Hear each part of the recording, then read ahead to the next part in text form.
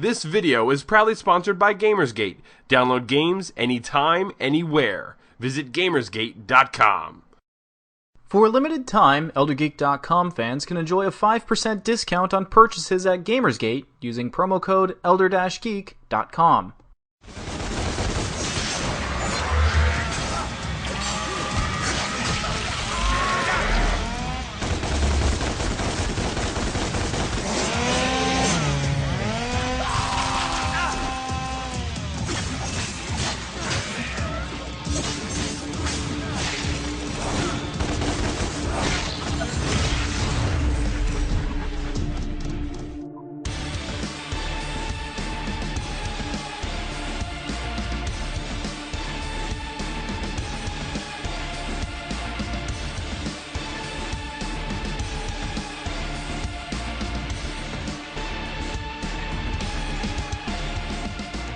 Better late than never, huh? We know we failed to get this review out in a reasonable time, and we're sorry. Nevertheless, here's ElderGeek.com's DmC Devil May Cry video review. You're not on the list.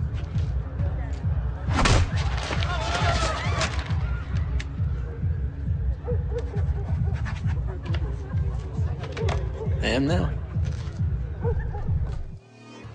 Supposedly launching the genre of stylized action games, the Devil May Cry series has built a legacy of over-the-top action, outrageous cutscenes, and cheeky humor.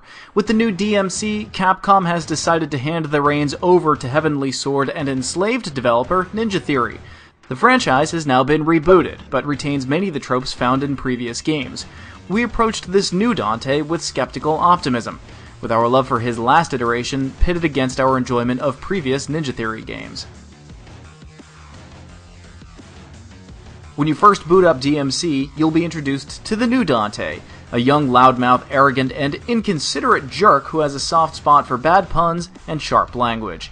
As you progress through the story, his relationship with Kat, a kind yet troubled witch, helps him develop into a more responsible person, though true to the original series, his vulgar humor remains. Ninja Theory has succeeded in capturing the personality we always imagined Dante would have as a young adult, something that's driven further home by his hair gradually turning white as he gains more demonic powers.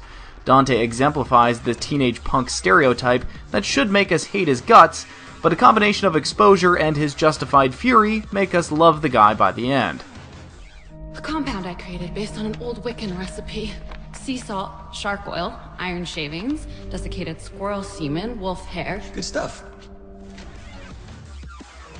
In the new DmC, it turns out your old friend Mundus, the Demon King, rules the world in secret through indoctrinating beverages, cutthroat economics, and a multimedia empire. Mundus doesn't take kindly to a Nephilim, someone with both demonic and angelic blood, walking freely in his kingdom, and tries to have Dante killed. From there, Dante is brought into a conspiracy of angels, demons, and the fate of the world. It's not a particularly inventive story, but it stays true to previous games. The excellent cast of voice actors and the thrilling and satisfying cutscenes will make you care about the outcome, no matter how predictable it may be. By the end of the game, Dante will have earned 2 angelic and 2 demonic weapons, along with his signature sword and pistols. You can switch between the weapons seamlessly, increasing the options at your disposal when you want to hit that triple S rank. Stealing a feature from the 4th game, Dante can propel himself to enemies or pull them towards him, limiting the amount of downtime in fights. This feature is also used during the game's platforming segments, which, while not particularly challenging, do a good job of breaking up the endless monster galleries. The combat is thoroughly enjoyable, and hitting those triple S ranks is still just as satisfying as it ever was. However, the game has lost some of the fluid mechanical feel of its predecessors, and pulling off combos is no longer as rhythmic or precise. In particular, every weapon has a combo that requires you to press the action button 2 times and then pause before you press it again. Fine in principle, but the timing feels unnatural compared to the action on screen, and getting used to it took some time. Your weapon will usually light up when you've paused long enough, something that we never had to count on in previous games.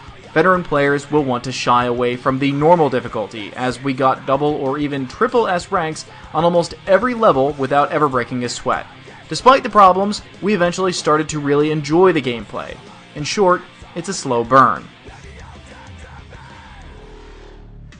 The monster design is equally good. Seemingly taken straight from your favorite 80s metal covers, they perfectly fit the over-the-top insanity that is the world of Limbo. Some of the more formidable foes will be immune to your regular weapons and will require that you weaken them with either demonic or angelic weapons first.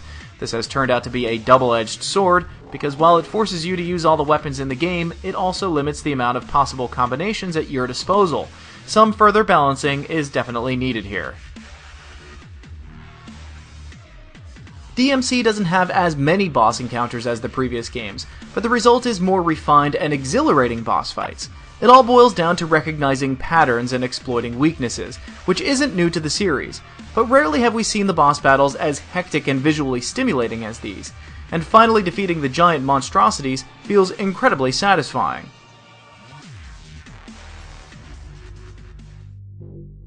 The game is chock full of cultural and socio-political references, some more forgiving than others. One of the game's bosses is a Bill O'Reilly lookalike media tycoon, another is a poster girl for plastic surgery gone wrong. Then there's the Demon King Mundus, a billionaire banker who buys politicians and pulls strings from behind the scenes. There's no doubt Ninja Theory is trying to make a statement with the game, perhaps an odd pairing with such fantastical violence and crude humor, but it works. While DmC definitely isn't graphically up to par with recent PC games, it looks surprisingly good. There's some pop-in here and there, and the texture quality isn't the highest, but the great art design carries the game well. On a semi-beefy PC, it ran in excess of 150 frames per second, so needless to say we had no issues with performance. On consoles, the game doesn't perform quite as well, but still within an acceptable range. Yes, Dante has changed, and no, the game isn't as good as Devil May Cry 3, but with this franchise reboot, Ninja Theory has proven that they can do a DmC game, and that they can do it well. It's a bit too easy, but that can always be solved by graduating to a tougher level. It's also lost some of the tactile feel of the combat, and replaced it with something that flows better on screen, but not in your fingers.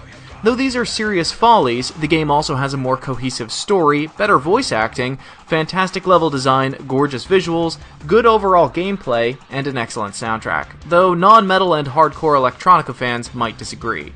Here's hoping Ninja Theory irons out the kinks in the sequel, but in the meantime, DmC should be more than enough to soothe your lust for demon blood.